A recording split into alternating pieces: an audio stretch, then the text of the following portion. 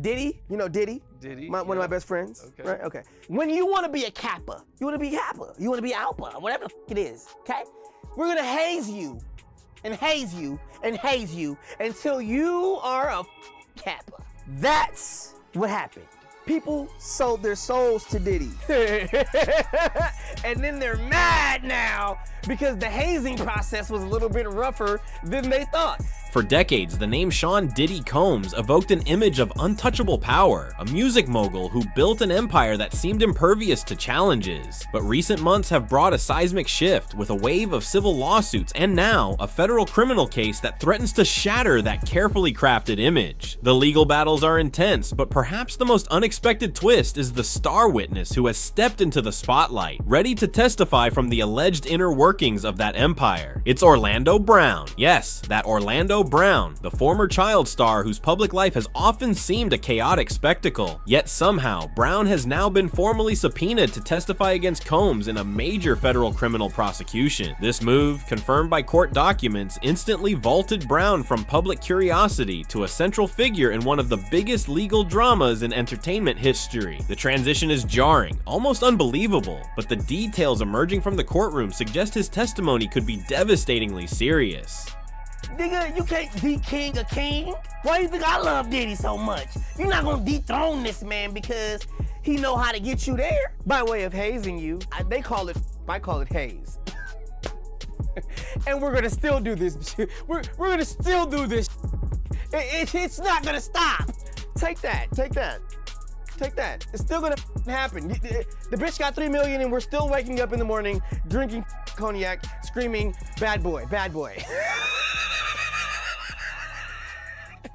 Brown isn't just offering hearsay or vague recollections. He is presenting alleged secrets captured over not just one, but 3 different weekends spent at properties tied to Diddy. His method? According to his legal team, it was a clandestine operation involving a second phone, reportedly kept on airplane mode. He claims he would only activate it briefly, discreetly recording audio memos, capturing stray conversations, descriptions of people present, details of staff activity late at night, even hallway movements. He testified that after handing over his primary phone upon arrival and signing non-disclosure agreements on a digital tablet, the overall setup felt deeply uneasy, prompting him to keep a hidden device to document things for his own safety and record. He was tracking everything because the atmosphere, he claims, demanded personal vigilance. This isn't a case resting solely on one man's potentially controversial word. Prosecutors claim Brown's alleged audio memos contain metadata, digital timestamps, and location markers that aligns with seemingly unrelated hard technical data they had already gathered. Federal agents reportedly matched these audio files against wireless router logs and smart lighting system records. An affidavit, now partially unsealed, allegedly shows Brown's phone identifier pinging specific restricted access points on the properties precisely at the times he claimed to be recording there. This digital footprint, they argue, corroborates his physical presence. Beyond just location, prosecutors allege this data syncs up with other evidence, including digital spreadsheets recovered from a former security boss and smart lighting logs that show manual overrides occurring at unusual hours. The argument is that these separate data streams converging with Brown's recordings point to more than mere coincidence. Diddy's trying to kill me. You know, Diddy and Jay-Z, Auntie Sean and Auntie Yolanda. No matter how many contracts you try to take out on my life, no matter how many times you try to threaten my family or threaten people to stay away from me, no matter how many things you try to do to me and how many things you've tried to do to me, it ain't working. Don't play with somebody that you know got the drop. I literally took one sip of my beverage and the whole side of my face felt like I had a stroke. A critical piece of the prosecution's technical case involves authenticating these alleged secret recordings. Special Agent Lynn Rivas, the digital forensic supervisor who imaged Brown's phone, took the stand to break down the meticulous process for the jury. She explained how her team cloned the phone's internal drive, generated a unique, consistent hash value, essentially a digital fingerprint that remained unchanged throughout the copying process, something even the defense conceded. But Rivas went further. She testified that deep waveform scans of the audio audio files revealed no signs of tampering, no splices, no edits, indicating the recordings were raw. Crucially, she stated that the audio files' time codes synced perfectly with the phone's operating system logs, anchoring the recordings to specific moments in time, according to the device itself. The defense tried to poke holes, grilling Rivas on the possibility of preset editing features on the phone, or suggesting the phone might have just briefly connected to Wi-Fi to sync its clock. But Rivas didn't flinch. She countered that the phone had no SIM card and no saved Wi-Fi networks for automatic syncing, meaning it had to be turned on intentionally. She held firm on the integrity of the files, stating the technical analysis confirmed their unedited nature. At 5:30 a.m. So this party, I think half the people there were butt naked. Well, it's not up to me. It's up to Mr. Combs, and I don't see it happening. Why? Because he believes he's innocent. He believes he's innocent, and what's more, he believes that he needs to stand up, not just for himself, for his family, and for everybody who's been targeted by the federal government. Then came the alleged coded language woven into the narrative. Brown's memos reportedly captured security radio chatter using the phrase heartbeat reset. Prosecutors contend this was internal jargon used when doors were cycled and cameras were temporarily dimmed, a method they suggest to obscure certain activities. But the heartbeat reference wasn't limited to audio. It allegedly appeared in physical records too. Olivia Martinez, a state supply coordinator, testified about a late night order found in procurement ledgers marked guest refresh with a rush code and a handwritten note directing staff to use heartbeat cart. Martinez explained this was a specific color-coded laundry cart reserved only for urgent needs in the guest wing. The defense attempted to cast doubt on her memory given the years past, but Martinez stood her ground, insisting that only high-priority requests ever mandated the use of that particular cart, solidifying its alleged special designation. Further technical evidence bolstered the prosecution's claims about coordinated actions. Tyler Blake, a building automation engineer who serviced the estate's lighting system, confirmed maintenance logs showed 4 specific instances of manual overrides that weekend, all located within the guest wing. Each override dimmed the lights for precisely 6 minutes. To drive the point home, prosecutors presented a stark line graph overlaying the lighting dips from Blake's logs with the timestamp peaks from Brown's voice memos, showing an uncanny perfect alignment. The defense suggested these manual changes could be for aesthetic reasons, perhaps by a stylist or photographer. Blake conceded that manual adjustments were technically possible, but added a critical detail. Typically, such changes would be accompanied by a memo note in the system explaining the override. These 4 entries, however, no memos at all. Well, Bill and Sade, accepting a plea agreement would mean that Sean Combs would have to admit to trafficking and force. And today he made it very clear that was not going to happen. Diddy maintained all along these encounters involved consenting adults and plans to take his chances that a jury agrees. Isn't that, to my mind, that's one of the bigger hurdles in selecting a jury this coming week, is that there is, at least anecdotally, when I talk to people, they have that opinion, strongly held opinion, that there's celebrity tapes, that they've kind of conflated Epstein, and you mentioned Ghislaine Maxwell and all of these things, into Diddy. There's this idea that somehow this is Epstein redux or something. Adding another layer of technical analysis, the prosecution brought in Dr. Maya Chen, a signal analysis expert. She testified that the background sound fingerprints captured in all 3 of Brown's memos, a unique combination of ventilation hum, faint music bleed, specific echo patterns, and HVAC rhythm, were consistent across the recordings. This consistency, she stated, allowed her to pinpoint the location of the recordings to a specific structural layout found only in that particular wing of the estate's blueprints. The defense challenged, suggesting similar sound patterns could exist in other hallways, but Dr. Chen pushed back, explaining that while individual sounds might repeat, the precise combination of all these sonic elements created a unique fingerprint specific to that blueprint layout. But perhaps the most damning piece of audio evidence, serving as a powerful kicker, was a short voicemail recovered from Brown's second phone. The voice, forensically confirmed as belonging to a staff coordinator working under Mr. Combs stated, "We'll have the heartbeat upgraded and ready." Boom, an alleged internal communication directly referencing the heartbeat term. The defense immediately jumped in, calling the message vague and innocuous, but the judge overruled, pointing back to the earlier testimony that had established heartbeat as internal lingo used in connection with lighting and surveillance adjustments. This voicemail, prosecutors argued, wasn't just an isolated term. It was a direct order confirming internal operations related to the alleged code. What made you come here to support Puff? I'm supporting Puff because he's innocent, and I'm wholeheartedly believing his innocence, and I know he's innocent. So, Well, you say you know he's innocent. 1,000%. Mr. Combs feels A, he's innocent, which is why he's not going to plead guilty. B, he's going to be truthful about this case because he wants to portray that to the people who have loved him his whole life. And I think he also feels an obligation to people in general. Maybe it's black people, maybe it's white people, maybe it's anybody who's ever felt aggrieved and targeted by the government. He feels an obligation to those people to say, you know what, maybe I can break the model. Maybe I can show the world that a black man can win, in federal court. And I think he probably is the only person I know of who might be able to actually accomplish that.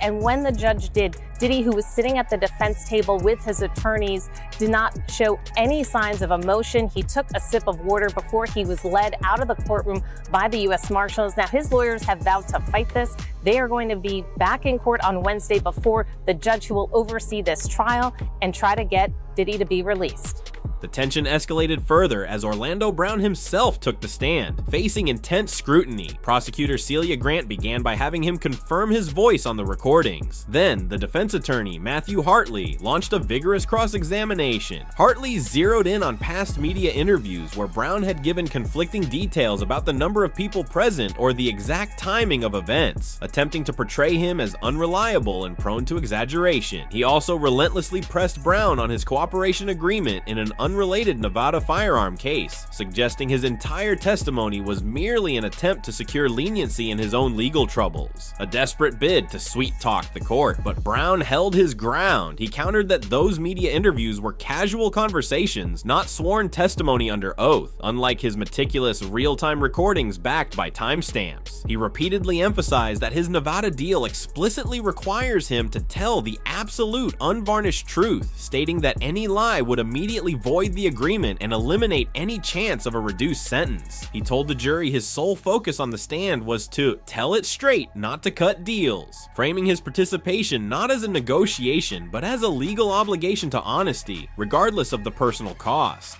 Now, as far as jury selection goes, I think the biggest takeaway for me is that both sides expect to have all of this done in the matter of 3 days. Now, given just how high profile this trial is, I was kind of stunned that they seem very confident that they will be able to seat a jury in that amount of time. What happens is if people go into a trial believing the firepower on the prosecution is so strong, I mean, let's say on a scale of 1 to 100, it's a 95 that it's so strong, but it goes down to an 88. That helps the defense because everybody goes in thinking, wow, they're going to prove this, and they're going to prove this, and they're going to prove this, and all of a sudden, none of it's there. I think that actually helps the defense. The ramifications of this case reach far beyond the courtroom walls. The sheer volume and technical nature of the evidence, particularly the use of digital records synced with personal recordings, are already shaking the foundations of the entertainment industry. High-profile talent agencies are reportedly rewriting event safety rules, now demanding transparent phone policies for guests, readily available real-time exits, and mandatory third-party representatives on site who can document questionable activity without needing permission. One of the top private event insurers is reportedly revamping its policies, adding pointed questions about door lock systems, lighting controls, and staff communication protocols when underwriting coverage. In a striking development, lawmakers have added Orlando Brown's name to the witness list for upcoming hearings on a proposed bill, tentatively titled the Creative Industry Guest Safety Act, aimed at creating and funding anonymous tip lines for guests to report misconduct at events. Performer advocacy groups have publicly applauded Brown for his courage, framing his alleged recordings as a potential lifeline for individuals when official systems fail to provide adequate oversight or safety. Amidst this escalating pressure and systemic fallout, Sean Combs remains defiant. He officially rejected the government's offer to plead guilty, standing before the judge in a baggy jail uniform and stating, "Yes, I do, Your Honor," when asked if he turned down the deal. While the terms weren't disclosed, prosecutors indicated a plea could have resulted in a shorter sentence than a conviction.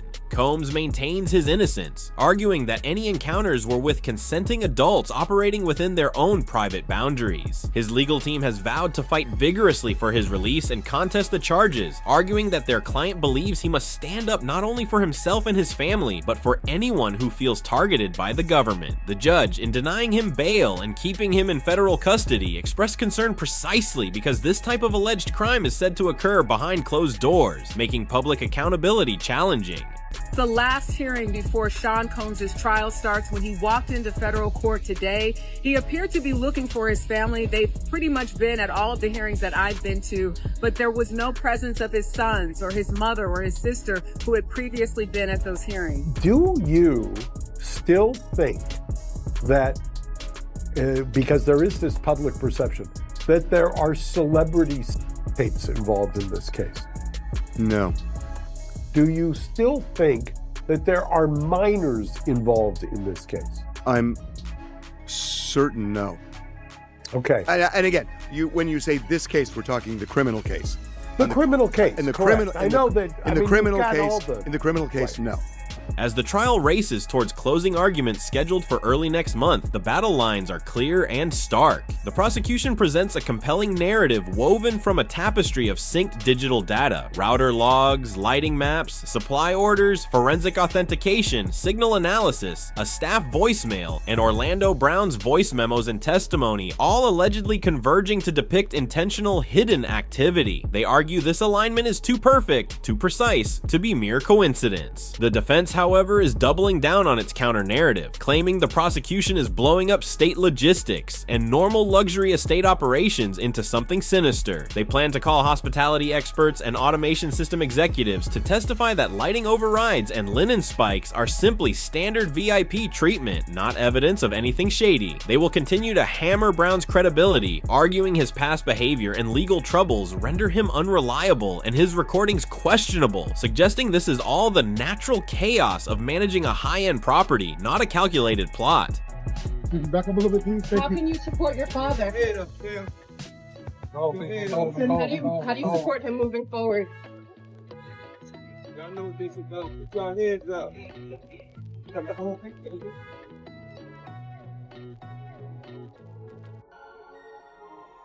At trial, Combs will ditch the jail garb and wear ordinary clothes, as his lawyers argue the evidence shows consenting adults being intimate in their own way.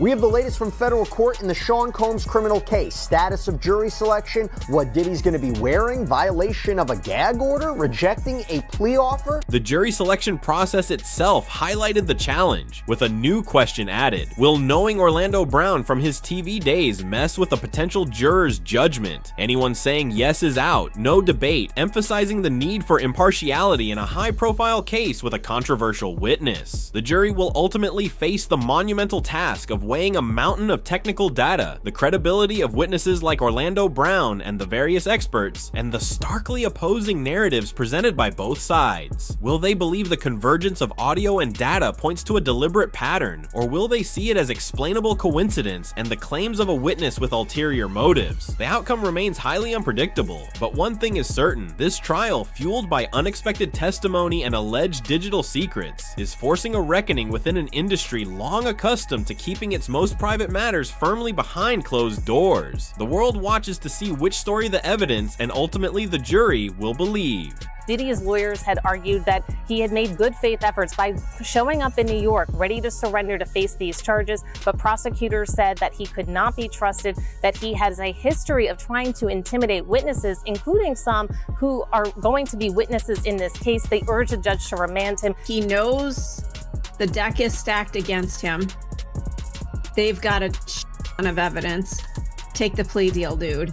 just take it. Well, my guess is that because we don't know the deal of the plea deal. At least I don't think we do. True. Okay.